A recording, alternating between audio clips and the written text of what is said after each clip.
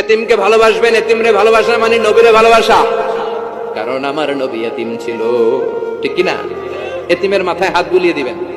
আল মাসহু, খেয়াল করেন, আল মাসহু আলা রাসিল ইয়াতীম ইউসিলু কাসওয়াতাল কলব। এতিমের মাথায় হাত বুলিয়ে দিলে হৃদয়ের কাঠিন্যতা দূর করে দেয় কে? এক সাহাবী এসে বললেন, ইয়া রাসূলুল্লাহ, জাআ রাজুলুন ইলা রাসূলিল্লাহ ওয়া ইয়াশতাকি কাসওয়াতাল কলব।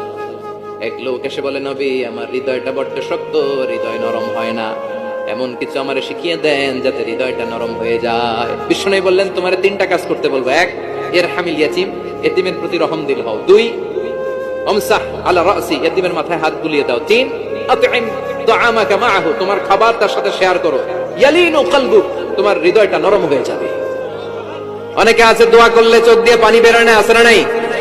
কঠিন হৃদয়, হৃদয় নরম হয় না। এতিমের মাথায় হাত বুলিয়ে দিবেন, আপনার হৃদয়টারে নরম করে দিবে কে?